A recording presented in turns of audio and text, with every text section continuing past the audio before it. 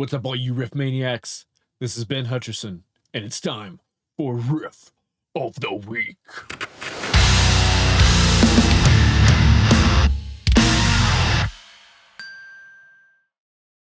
All right, today we're going to be digging into a Khemmis song that was originally released as a Decibel magazine flexi disc and later came out as one of the tracks on Doomed Heavy Metal. This one's called Empty Throne. This is a pretty cool tune, and this was one of the first sort of shorter songs that we ever wrote as a band. And before we get into it, we need to make sure we have all of our necessary gear around us. Footstool. It just closed on my hand. That didn't feel good. Water. Always have water. Stay hydrated. You probably don't drink enough water. Nobody drinks enough water. If you don't have water with you right now, pause this video, go get some water. You're gonna need it. Picks. I've been really enjoying the Dunlop Jazz 3 Max Grip.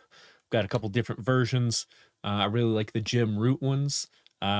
This is one of the, I don't know. It's black. Sounds good. Feels good. Oh yeah. Let's see. I feel like there's something else we're missing. I know what it is. Today I will be playing my Dunable Guitars USA Custom Shop Asteroid. This is an absolute beast of a guitar. Got a black limba body, flame maple top, pale moon ebony fretboard, stainless steel frets, lumen lay inlays and side dots, 24 frets, 6-in-line headstock, bare knuckle Black Dog in the bridge, humbucker sized P90 Supermassive in the neck. And yeah, this thing rips. If you're like me and you have bad wrists, well, it's time to put on the old wristbands, huh?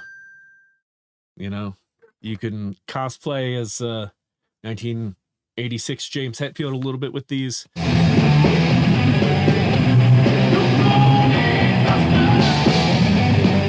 While also, again, keeping your wrists nice and stable. And of course, before we get started, I want to remind you that we are tuned in this song, though we were tuned on every song, drop D down 2 whole steps, so a low A sharp. Better beef up those string gauges, kids. So Empty Throne starts a little bit differently than most other Khemmis songs, in so much as it doesn't actually start with guitars. I know. Sometimes we get pretty out there. The drums and bass come in with kind of a lo-fi effect going on, and the bass is playing the riff that, of course, the guitars join in with. This riff happens early in the song, and then we revisit it very briefly before and during the very short guitar solo section. So this riff is nice, simple, and sludgy, and sort of atypical for us. It primarily uses your basic power chord shape.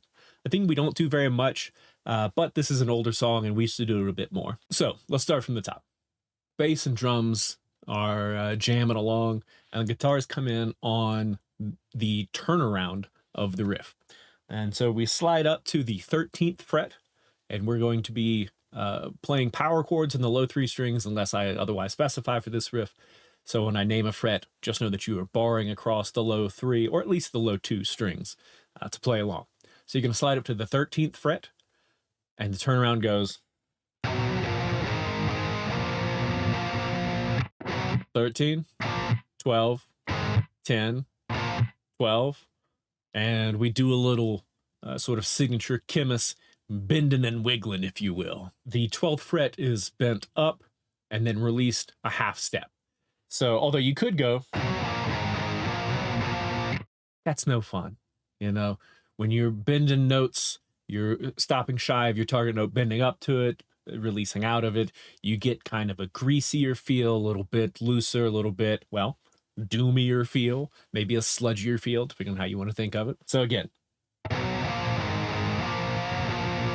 that's how we start when we come in, but that is actually the turnaround of the riff. The riff itself begins at the 7th fret and is going to be based around the 7th, 5th, 8th, and 4th frets.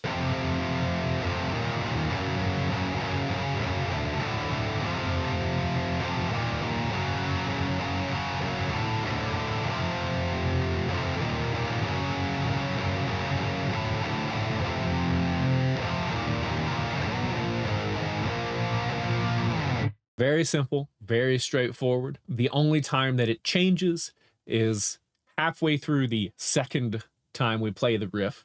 We do palm mute the 4th fret, but most of the time it's played open. You can just use your ear to notice when that happens. Zach locks in with the toms. Very heavy. Let's hear that riff again, but slow.